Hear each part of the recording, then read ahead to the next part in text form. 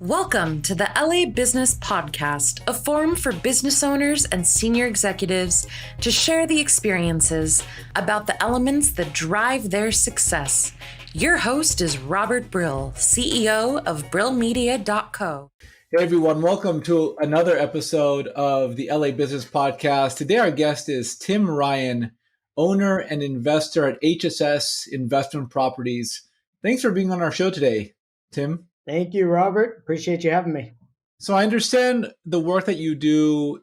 You're a property investor, and one of the key tenets of your work is that nothing that you're doing is passive, even though a lot of people who go into property investment think that there's a passive element to the business. What you found in your journey in your professional life is that it's very hands-on. So tell us a little bit about what you do, and let's take us through that idea. Sure. Yeah. So when it comes to real estate development or investment, someone has to be active, right? Someone's going to have to do the work. And so there are ways someone can do passive investment, but, I think it's important to point out that there's a lot of work, to do this successfully. So what I do, I'm a contractor for 20 years and, developer. I built some homes, remodeling and those type of things. But I got into real estate investing after the Great Recession, let's call it, right? 2008. And I was sort of twiddling my thumbs and realized, there may be something else out there. So got very involved in real estate investing as far as,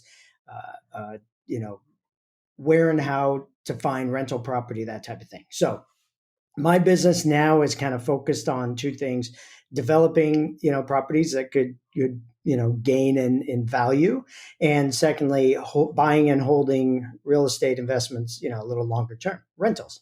Now, what were you doing prior to doing this? So, operating my construction company and mostly working for homeowners directly to fix up their house or build them a new home. Got it. And so, tell us about the learning curve that you went through in the first. So, what year can I pinpoint as a starting point for this for you? 2008, 2009. Okay, so 2008, 2009, by 2010, 2011, what were some of the key things that you've experienced? I imagine there's a learning curve. Being your own boss, things never go as fast as you'd like them to go. Tell us a little bit about that. Yeah. So, interesting time. Those 3 years, it was a whirlwind. There's a lot that happened. So first, the education. I mean, I educated, I devoured books and podcasts and the gurus and everything. I met one of my, mentors, and I'll never forget, I asked him, and he's big time and teaches everybody across the country. And I asked him how many programs and books he's read. He goes, so many, I can't even count. But it was a nice lesson for me. Not only I'm not the only guy, but even, the big boys have to learn somewhere. So I learned a lot pretty fast. And a couple of the lessons in there were, learning, very specifically to get, deep down into numbers, and when you're a real estate investment, it's not just how does it look and it's a decent street. There's a lot more to learning how to analyze numbers and, projections. And then, of course, the construction side, that helped me a lot because I could see and know what could be done with a house and not get too scared even by a foundation crack if I know that's just a stress crack as opposed to a structural crack. So those type of things were good. But that learning curve was busy, and one of the things I've learned was it's very difficult in Southern California to buy rental real estate that has positive cash flow. And oftentimes it's negative cash flow. Now, can you tell us about that? Why is that? Yeah. So what happens is prices are so high. And even though rents are high, I have a thing I call the 1% rule. And it's known, but I really like to use this, that if your monthly rents are 1% of the value of the property, you can have positive cash flow. So for instance, if you could rent a small single family for $1,000, then I wouldn't want to pay more than $100,000 for it. So now take Southern California. I found a duplex in Long Beach the other day, and it was on the market for $700,000 duplex. The maximum those units could get for rent are $2,000 each. So you'll bring in $4,000 a month and pay $700,000. Well, to me, that's nowhere near that 1%. So in other So words, it has to be higher than 1%. yes, 1% or higher, and you can make good positive cash flow. Otherwise, you're really just sitting on your money and waiting for appreciation. Now, having said that, some people say, well, why would anybody buy a house in Southern California or, in California for that matter? Well, it's because of the appreciation. Now, on the other end, you could buy that $700,000 duplex and maybe in 2-3 years it's worth 900, and that happens. That's just not my investing criteria. My criteria is I like cash flow now, tax benefits, and the appreciation. So all that to say, moving forward, I had to find markets that do create, can provide those 1% rules and end up. So let me ask you this. So when you look at the value of the home, when you look at that number, the, I guess, denominator on that, how much the value of the home is, are you looking at it at the time that you buy it or the time or at the current value of it? Yeah, the time of buy. Yeah, it's really about the acquisition. So, they're putting it out to, it's for sale for $699,000 and being told it's going to get bid up. So it's probably going to actually sell for $740,000. Well, I'm looking for my $700 to $7,400 in month rents. And if they're not there, then I'm not spending much time on this property. Okay. And why does that, and what's that delta there? Like not the delta, but like what's happening that leads you down that path? That's a very interesting number. Yeah. So metric. And of course, this isn't our, deep due diligence, crunching the numbers. This is the initial, right? This initial, like, boom, this doesn't work. Let's move on and find something that does. But the reason why is because there's a lot of expenses. And what I've seen is real estate investors tend to leave out expenses, either to make the deal work or they just weren't trained right. And that's why during those first 3 years, I was trained very well to really take into account all the real numbers. And there are some, for instance, a vacancy factor. Well, even if you say, no, these things always stay full. Well, at the end of a year lease, you're going to at least lose a month. People are going to move out. You got to clean the carpets. You got to do touch-up paint. You got to put on the market. Well, that 1 month, in that scenario, that's $2,000 from one unit. So vacancy factor, you've got maintenance, repairs and maintenance, of course, property management fee. Some people can manage themselves, yes, but you'll typically have that. Of course, insurance, property tax, things like property tax. When you're looking to buy a property and you're looking at, they're currently paying, let's just put out a number, $2,500 a month. Well, it doesn't mean that's going to be your property tax. They're going to county's going to reassess at the purchase price. So you got to factor in the higher property tax. So there's all these numbers. And then to answer your question though, yeah, typically when you do take those rents and subtract all the true numbers, when that 1% can leave a positive cash flow, that's a decent return. So your point is, if it's over 1%, you're very likely to have a positive cash flow annually. Correct. And that is unrelated to the overall appreciation of the property. Right. Separate issue. Yes. And so are there different philosophies of investing where people talk about, I'm going to take the loss because the appreciation of the home is going to overcome that? Like how do you, I know I understand that's not your philosophy, but like what's the counterpoint to that? Yeah, that's what it says. So yeah, I've had some people say, look, I held this property for 8 years and made $200,000 because of the appreciation work. But okay, so the philosophy is, yes, that's how there's a play there. There's a way to invest and make that work. Again, though, my criteria is I like to divide those 8 years by the amount of money that was lost every year and really factor in how much did that $200,000 gain after 8 years really net you? So, we like to get to annualized return on investment. It's the easiest way to gauge. You could put your money in the bank and they're going to pay you 2%. Well, then we want to gauge, can we do better than that? Or mutual fund at 4%, right? So you're gauging these numbers and look at our opportunity cost. So I've done some of those studies just quick with some friends of mine who sold the property. I'm like, you made 3.2% annualized return, and you had all that work of managing that property. Wasn't that great? So I tend to be a little negative on this only because I found out of state markets that worked for me and I'm working there. But I do want to back up and say it can work for people. Absolutely. I mean, there could be a lot of big gains and appreciation, and that is the difference. Either you buy for cash flow or you buy for appreciation, or the typical things. Or the third one, which I do, is I like to buy for cash flow and appreciation. So, and that's another concept, because sometimes properties are just cheap out of state. And but if they never move up, if they never grow, then you're just earning the cash flow, which is okay again, but not quite. So what? So when you invest, you're primarily looking for cash flow.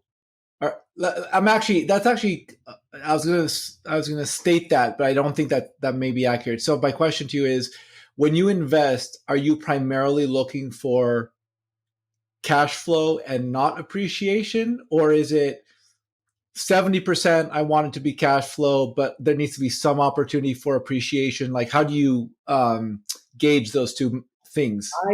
It's both. It's both, and it's harder to find. So, in other words, yeah, there's some investors that just invest, like we said here, maybe for appreciation.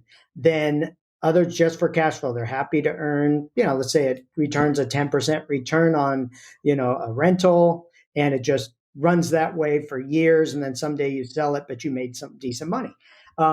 My criteria is to invest in emerging markets, we call them, real estate emerging markets that are poised for growth, so that I believe there will be there's coming appreciation also. So $100,000, I expect maybe you're going to sell for 150 someday. So I do the extra work and research to find that type of market rather than just going out and finding.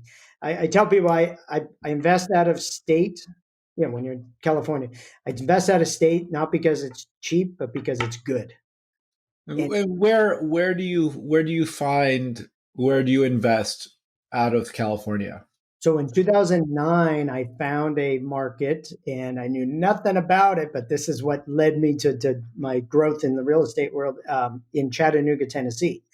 What happened was, and there's a criteria and there's a reason, and I'll tell you why. Well, but before I tell you exactly why, I'll tell you that the real estate was cheap. Is an area that had not had growth for decades. Yet it's a beautiful town, has a wonderful river running right through it. In fact, right behind me is a picture of Chattanooga, Tennessee. Nice. A friend of mine painted that for me because I love the town. But here's what happened. The key is in 2009, Volkswagen announced they were building a plant there. Volkswagen left the United States in 1971 back to Germany, and this was the first plant in North America since 1971. And a lot of people don't know this, but Volkswagen is the largest automaker in the world. They own Audi, Porsche, et cetera, et cetera. So this huge. They invented the safety belt. Yeah. Oh, did they? I didn't know that. Wait, you said Volkswagen, right? Yeah, Volkswagen. Yeah. Yeah, I'll Google it while we're talking. I'm quite confident that Volkswagen is the reason why every car has standard safety belts for free. Wow. How many lives have they changed? How cool. Yeah. Yeah, that's amazing. And so, this amazing company chooses. It's Volvo. I'm so sorry. Was it I Volvo? think it actually might have been Volvo. All right. Yeah. I'm a failure. I'll check on that. Sorry, disregard. But Volkswagen, so they announced, and that's what got us there through research early on, so we got to town, and people living there said, "Why would you want to buy property here? Why would you come here? I'll never forget a real estate agent of mine said, Tim, rents don't rise and appreciation doesn't rise. It just stays the same." And I said, "Well, have you heard about this plant being built?" He goes, "Yeah." I said, "That's going to change everything. You watch. This is an economic, spark. This is huge." And it has. So what they did is they brought in 2,500 direct jobs, which the multiply with other jobs, they say brings about 10 to 12,000 additional jobs. Well, people started moving to the market, so rent started to rise, appreciation rose, people started fixing up. They revived the downtown, like unbelievable. It's beautiful. So it was a very fun. So there's my story from 2011, let's say, till about 2018 was this ramp up of watching this town grow, and it was really incredible. So let me ask you. So with regards to like, what's interesting to me is like it's your knowledge and your expertise about knowing what goes into the creation of a home and how to build it, exceptionally valuable. Yes, for the business. Yes. But the thing that got you there, the thing that that was a multiplier to that knowledge is business insight. It's sleuthing around to identify macro business trends that will affect the city. So how did you just stumble upon this Volkswagen plant being built? Did you have a hunch? Like were there other situations where you looked at it and you're like, no, this doesn't feel right. I'm not going to invest in it. Like that to me is so fascinating that you can know so much about various things and piece them all together and make a ton of money doing that.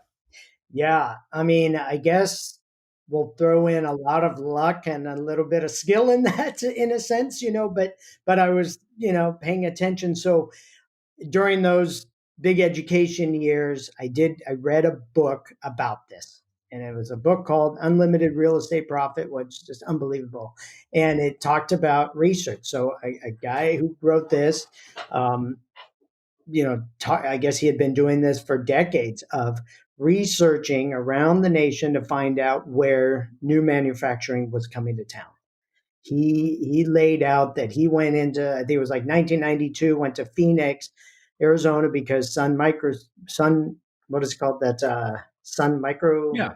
Microsystems, I think. Systems, yeah. Sun Microsystems was announced a plant. They went in there. He rode the wave, and all his real estate appreciated. And then he said he came back like 18 years later because they were building, doubling up their plant, and he did it again. So I've learned from somebody, and this is, you know, I like to say part of my entrepreneurialism is to pay attention and try to find some gems from other people. I don't need to be the inventor of it. I don't mind, right? It's just a matter of, can we find an idea and run with it. So that experience, led to some research and hearing early on about Volkswagen. And then now I've done it, again.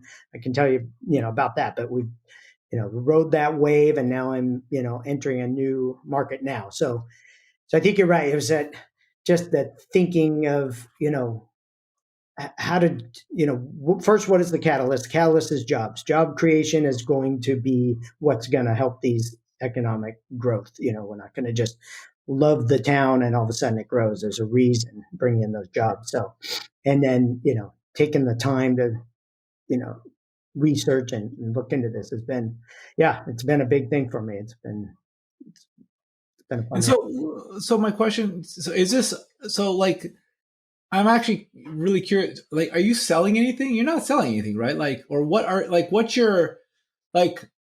No, your impetus in gaining exposure through media and well, marketing?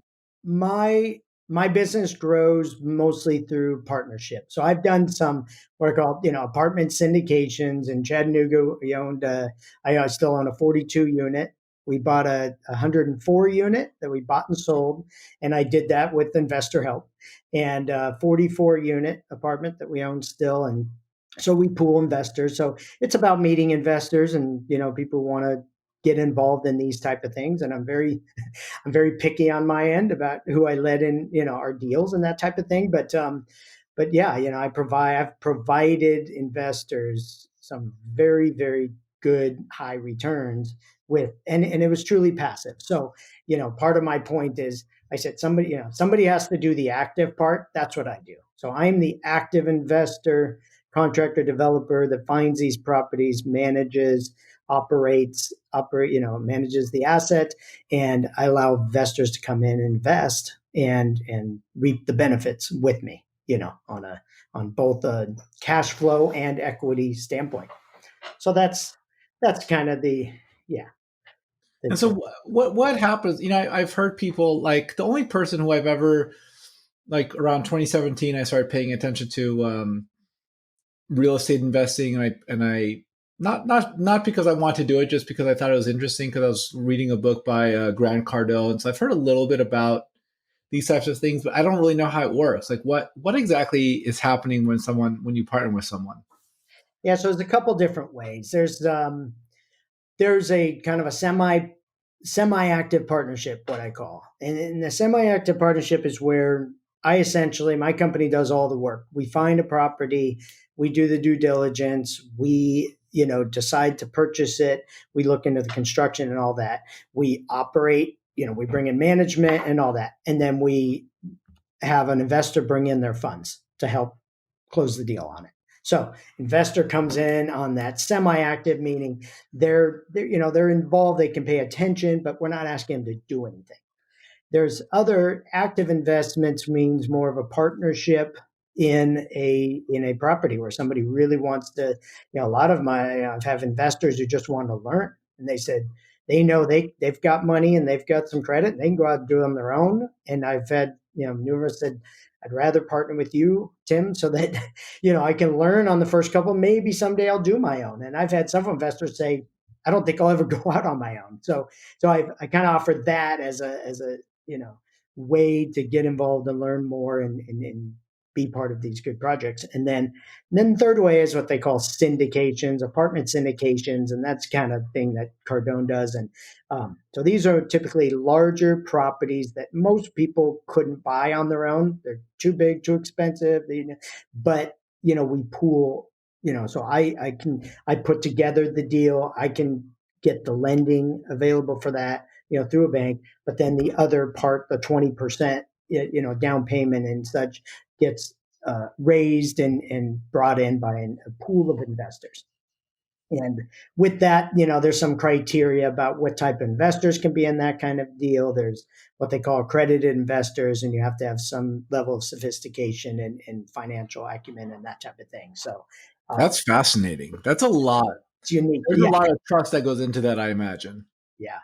But it's amazing too. So the 104 unit we had there, bought in 2012, did a syndication, or mostly my friends and family had brought in at the time. And I think we had 7 investors, and then myself and a business partner put the deal together. We bought it in 2012 for 4.2 million. And in 2018, 6 years later, sold it for 6.85. And during the process, we made all the investors made an average of 9.5% annualized cash flow. So their money put in, made that money on it. And we did a quarterly distribution because, and these numbers come from the property, right? The renters are paying all this. They're paying their rent, and there's positive numbers out of this. And then, like I showed, so it was about 2.5 million profit at the end that all got split up into everybody's equity piece. How has the market been affected by COVID? I mean, as a as just a person paying attention to the market, I've heard all kinds of things about people getting kicked out of homes and foreclosures and whatnot. Tell us about that. Yeah, so it's been an interesting year for sure. I have a few retail, commercial buildings that I had to work with my retail tenants, clothing stores and that type of thing, and gave them some money off and a couple months. And, I'd rather, they're like friends of mine, we're gonna keep them in business, God bless the small business owner. So, and so we're working with them. The residential side's been amazingly well for us, and really amazing. But no doubt that the government incentives helped. With stimulus money and those. I mean, I had tenants that told us, "Look, I can pay my rent because I got this check coming in." So, I am a firsthand that. Thank goodness for that, because people were laid off and people were cut back. Some people still have their jobs, but they're cut way back. They're working from home. They're not making what they were. And so, but we've been very fortunate and pretty much collecting all our monies, and maybe, it's partly that, and partly, I know it's not easy to just up and leave. Where's the tenant going to go? They really need to pay their rent, keep a roof over their head. So, and we're good to them. So they're being good to us. what does the next 6 to 12 months look like for you, Tim? Like, what are you focused on? The syndication and these types of bigger deals? A little of both. So I'm working on a market that has a little bit of everything: commercial property, small multifamily.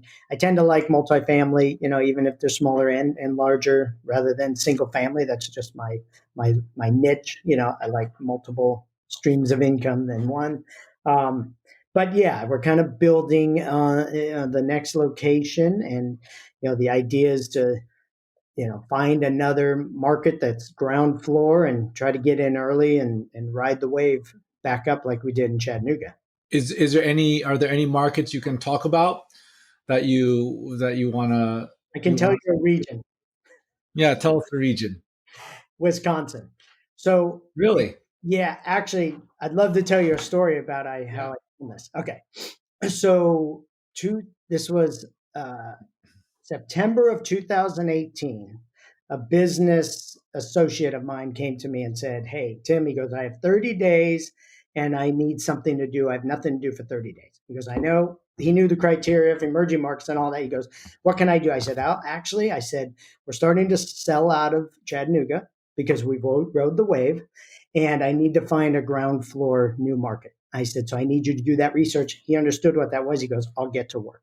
He didn't ask for anything, just he's available. And so a week later, he tells me, uh, there's manufacturing coming to this area somewhere in Wisconsin. I said, "You found something amazing. What is it?" He goes, "Give me another week. So another week goes by. He says, "It's in Wisconsin, kind of the south of Wisconsin area, big manufacturing." And I said, "This is amazing. Okay, what?" To give me one more week. Third week comes by. So less than 30 days, he comes back and tells me, huge manufacturing bringing in about 13,000 jobs to an area in Wisconsin. It's going to be absolutely amazing. Actually, I could tell you the company's name is Foxconn. And I Oh, mean, yeah, and I said, "Who's Foxconn?" And he goes, "Do you have an iPhone?" I said, "Yeah." He goes, "They make the iPhone." they touched it. Oh, that's pretty big. Anyway, they are building a massive manufacturing plant in this area. And so I said, "Listen," I said, "Sam, I cannot believe you found this. This is like really ground floor. They just announced this is big." And you know what? I told him, I said, "Listen, when I do well in that town, I'm going to take care of you." You know what he said? He said, "Thanks, Dad." Ah, sweet. Yeah. So the story is my high school son graduated high school. He's going to the University of Oregon, which starts a month later, and everybody else, "Your dad, all my friends are gone. Put me to work." So that's my business Amazing. And he associate. knew what to do. He knew what to do because I had really got him involved in the Chattanooga experiment. He'd been there a few times with me, and I'm really proud of him. Thanks for letting me tell that story. I always love to tell it. That's really sweet. I'm really proud of him. So Tim, before we go, um, as you look at 2020, and I understand you're going to be in addition to doing your investment practice, you're going to be helping people with your investment as well, with learning how to do what you do, right? Yes. Tell Yeah. us about that. Sure. Yeah. So starting in probably spring of 2021 next year, I'm going to start putting on monthly buying tours to my market. So one of the things that happened in my experience in Chattanooga is I went there often. I bought properties. I brought in some investors with me, but um, now that they're seeing some of the success we've had and how well it went, a lot of people I know are like, "Hey, why didn't you take me out there with you? Why didn't you tell me more?" I'm like, I think I did. But anyway, so now I'm actually going to put on these buying tours. We're going to charge a fee to bring some investors out there that for like a 4-day tour of the area. And so there's so much there is now and will be so much opportunity over the next couple of years that I'm going to open up to other investors. Look, there's a lot of business out there. There's a lot of real estate. I certainly can't buy it myself or don't want to. And in the end, it's good for all of us. If I bring more investors to an area and we, put a little money into these properties and put good tenants in, we all win. So, I love this idea that, I can bring people out there. We can all help revive this town and build this town together while these jobs are coming in, and it's gonna build up around us anyway. But yeah, that's the And what are you doing? Like, is it what when you say it's a buying tour and you show them around town? Like, what does that actually? yeah. What does it look like? So what happens is when people contemplate buying out of their area in a other area, other state, wherever they're from, it's hard to get to know. It's hard to know really where the neighborhoods are. It's hard to build the team, knowing who's the best property manager, which insurance to use, all these type of things. And I've already done all that. So basically, I built this amazing network of locals and people and know the town and the neighborhood so well that I'm going to be sharing that with everybody. So, and that I'm going to give them what I've built for the past 2 years, and they get it in 1 week. And there's tremendous value in that. And then there's guidance. I'm going to help guide because I want to see success, and I don't want to take somebody there and show them around and then we never talk again. I'm actually going to be I'm going to have a private Facebook group, and we all can be part of that, and we all help each other. And somebody says, I just can't find the right guy to fix this, air conditioner, and we're going to help each other. So it's a network and almost like an investment family. Yeah, I'm really looking forward to it. And of course, because the weather's pretty nasty out there, we're going to start in spring, but yeah, so I'm excited to do it because it's fun, to see it's good for us. Like I said, economically it's good. It makes a lot of sense. And, but to see, I know a lot of people. My brother-in-law is one of them who many years ago, and he's okay with me telling this story, that years ago he bought 2 single-family properties in Fort Worth, Texas. And I said, yeah, what do those look like? He goes, well, I've never been there. And I said, oh. And then I said, how's it going? He goes, terrible. I'm on my 3rd property manager. I'm not making any money. He ended up selling. I'm at a loss. And then I was like, wait a minute. But everybody says Texas is such a great market for real estate, which it is. But it's like, so even the great markets, wait, Texas is good. You buy them relatively cheap. Why aren't you making it? It's because there's a business around it, because there's a lot more to it than just a location. So it's that network. And that's what I want to help people do. I don't want to hear my brother-in-law again say I didn't make money. I want him thanking me that I found him wonderful deals. And how do people connect with you on this? So we're going to be putting that on our website, which is investwithhss.com, and that's going to start rolling out soon. And there's a lot of information on there, but we're going to have a whole page about, these